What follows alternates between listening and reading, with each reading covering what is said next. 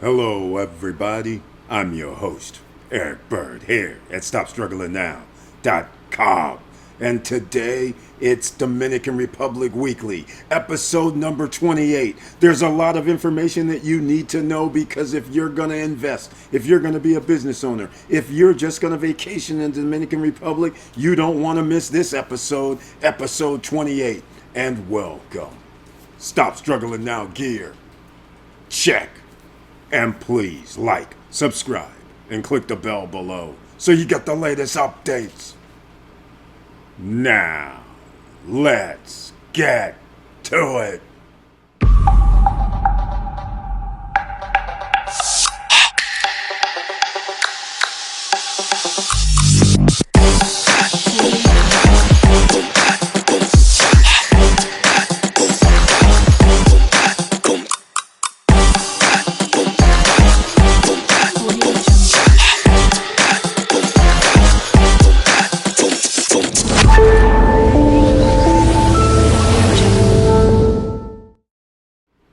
All right, welcome back, ladies and gentlemen, and thank you so much for being here. Please share the videos because you never know who else is needing this information, who else is also out here thinking about investing, thinking about doing business ownership, and maybe just retiring in the Dominican Republic. So, without further ado, let's go over to the Stop Struggling Now YouTube channel page, podcast page. This is so you know that there are people who are members of the channel. They are shown over here on the right-hand side.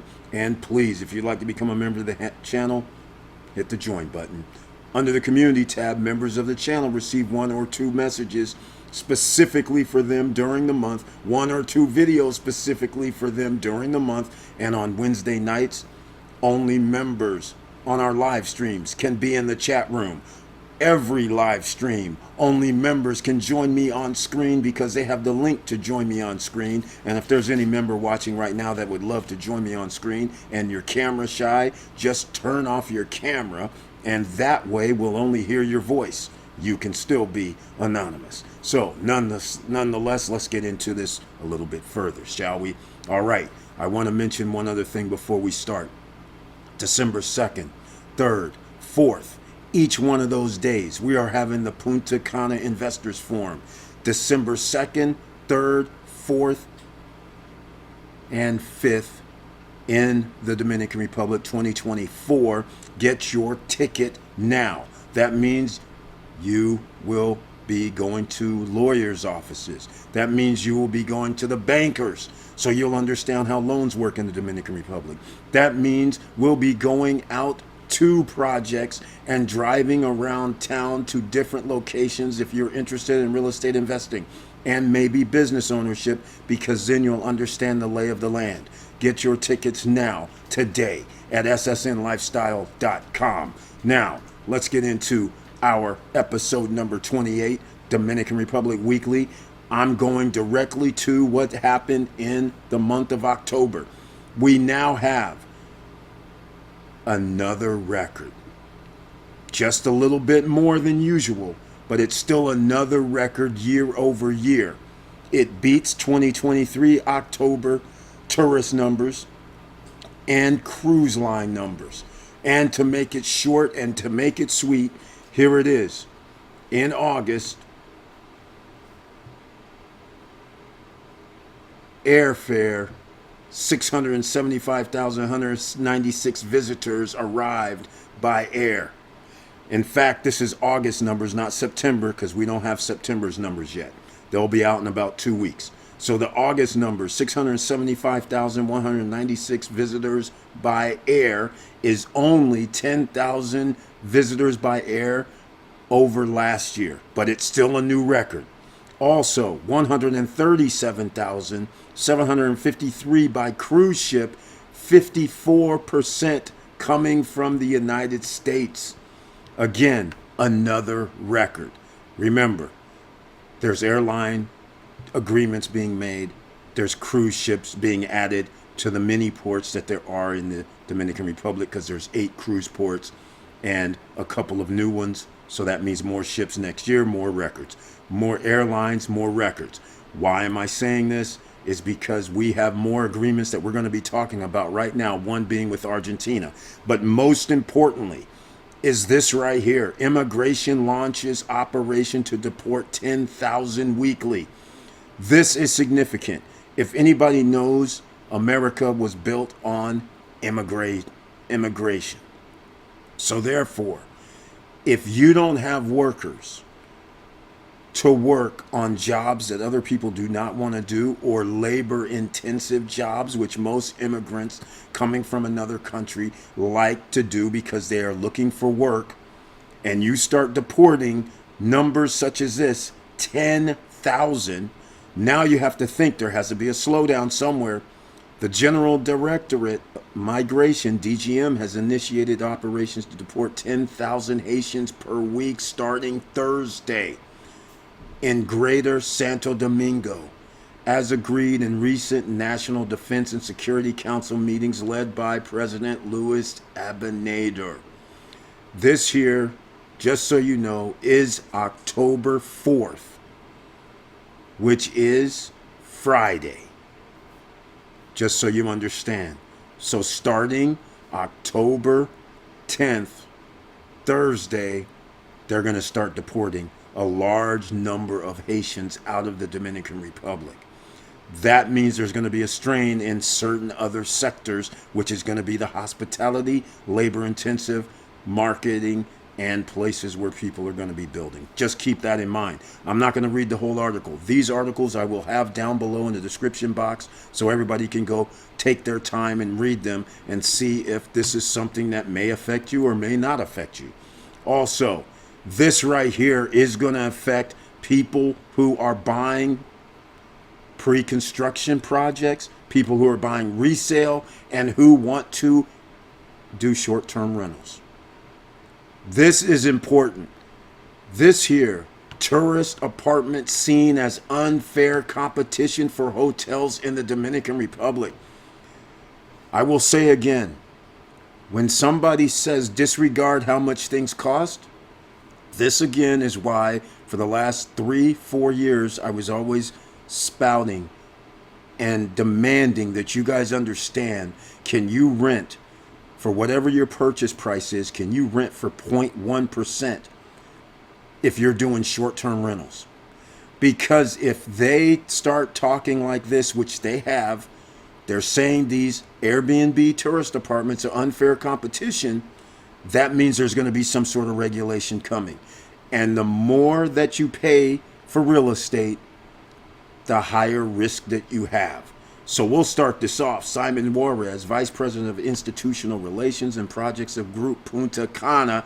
You know who runs Grupo Punta Cana, right? I hope you guys do. This is one of the 5 families. Highlighted that foreign investors are increasingly opting to build apartments in tourist areas instead of hotels due to similar incentives, but fewer regulatory requirements. You see what this says here? What do you think's going to happen? Suarez explained that apartment developments offer faster returns since they are sold directly, unlike hotels, which require substantial investments and ongoing costs to maintain the infrastructure. This right here, I'm going to say, is a fallacy. This is for when you're sitting in front of Congress and they don't know any better. Because here's the thing. There are people right now who have put down money for these pre-construction properties in 2020, 2021. They have no return because none of these projects are finished. So this talk that people are getting things built faster than a hotel, you can build a hotel in 3 or 4 years. So therefore, there is no advantage because people have already spent their hard-earned money. That would be like telling a hotel, hey, you know what? It cost you how much to build? $200 million. Give us $100 million right now and do nothing. You're not going to have anything delivered to you in 4, 5, or 6 years. Do you think they would be spouting this same BS right now? No. But they're going to be using this same BS so that they can actually do something to short-term rentals. What's that do something? It's going to be regulation. That could be adding taxes onto short-term rentals. It could be adding taxes, more taxes onto long-term rentals, month to month. Now, additionally, hotel projects generate significantly more employment, with the 500-room hotel employing around 800 direct workers compared to just 20 staff for a 200-unit apartment complex. Their statistics on this is actually correct, because a hotel is more labor intensive. You need all kind of workers on a longer hour schedule, sometimes overnight. So, and you're fixing dinner, morning, noon, and night as well. So you will need a lot more people. So they do have an argument that employment does increase. But how much are they paying these people? That's what you have to ask yourself, right? All right. He emphasized that hotel development support broader supply chain. This is all true, benefiting local farmers, service providers, and other sectors, underscoring the economic ripple effect that apartment projects lack. There is one thing in the Dominican Republic that I should probably mention. That's one of my little pet peeves, because this right here is very, very important, is that I have one other little thing that the hotel article doesn't discuss, and that is the infrastructure.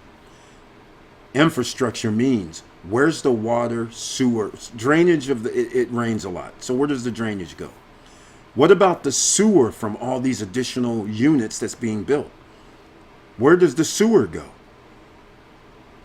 So you have to start thinking, what about widening the roadways? Are they spending millions on that? Where's that money going to come from? Sooner or later, there has to be a taxation situation. Where are they going to collect the money from if the roads and streets are already there and you add another 5,000, 10,000 people that's going to live in the area? It's common sense. So that in itself is what should have been talked about. The other part is the hotels do not want competition, so that is understandable. But you have to understand what you're doing, ladies and gentlemen. If you're starting a business and you're going to be in the real estate game in the Dominican Republic, then you cannot be buying something that you're going to get a return on your money of 0 to 2, 3, 4%, and you're taking the risk because you have HOAs every month. Your HOAs are going to go up as time goes on, and you have maintenance and upkeep as time goes on. So you're taking a high risk if you overpay for a property and then have a situation where Grupo Punta Canas, and they have their ear, they have the government's ear, they're the rich guys. So things are going to happen in Collado. David Collado, the Minister of Tourism, has already said they're going to do something about taxing short-term rentals. They just haven't put it before Congress yet. So it's just a matter of time. And I think the time is going to be like in 2026, 2027, when they have another 10,000 projects that have been completed from 2020, 2021, and 2022 in 2025 and 2026. They're not going to do it right now because there's not enough units, and that would stall the people buying pre-sales or new construction, because once they find out what that number is, now in their head they'll say, well, I can't buy this for $350,000 because it's going to cost me 18% or 10% in taxes, so I have to raise my price for rental 10 to 18% more. That's what I'm anticipating. So let me know what you guys think down below. Also, Dominican Republic, in another article, Republic leads Latin American economic growth for 2024. Is there any wonder how they're doing this? It should not be.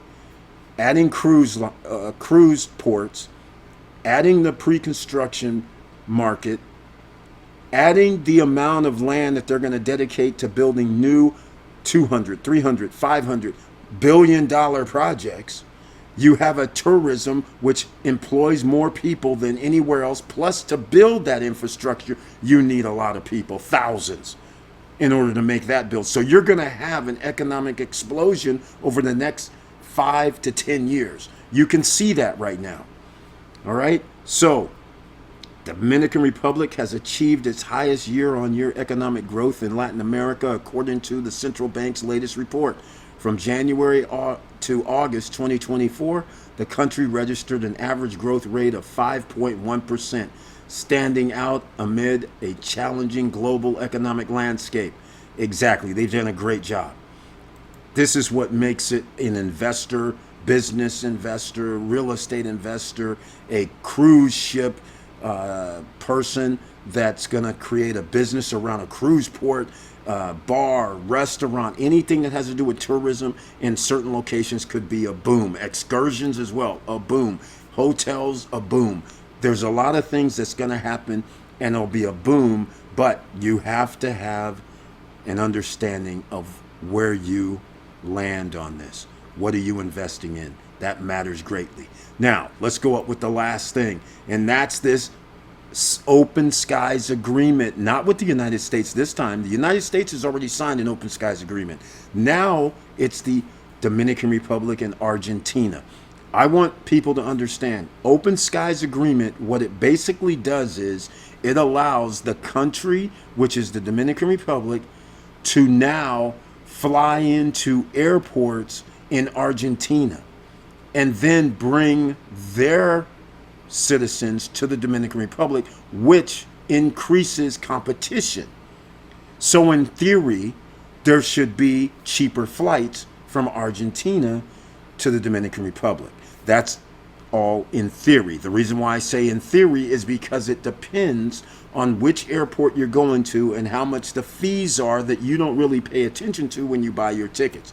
Airports charge airlines fees for each plane that lands at the airport. That's why an airport is a very lucrative business to be in, because every plane that lands, that could be like $100, let's say, in taxes and fees.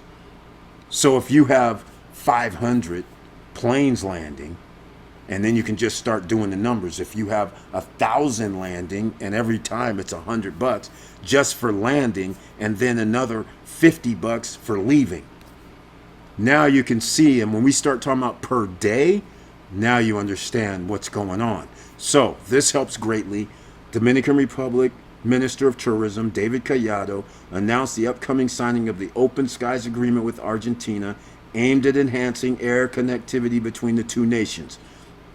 That's what happens no matter who they sign with. That is the idea. But over the course of time, you guys know I'm real. I give you the real deal. You can go look at other open skies agreements, just so you understand. That does not necessarily mean that airlines' prices go down. In fact, there could be an argument saying airline prices remain the same. And there's a reason. There's only a limited number of airlines coming, whether it's 2, 3, 4, or 5. It's not like there's 25 or 20. So therein lies the problem. So yes, there will be a dip initially, but keep in mind, just because there's an announcement, that doesn't mean anything. It has to be approved by the DR Congress. It goes through the government. This is why the United States announced over a year and a half ago about an open skies agreement that just got signed officially like a month ago, and it still has to be approved through the government. So it's probably going to be in 2025 for the U.S. agreement, and Argentina, I don't know, maybe 2025 as well. It all depends if they're going to take up all of this. But again, I have a sneaky suspicion that article earlier where they were talking about the hotels are feeling like, hey man, you got to do something about these apartment rentals.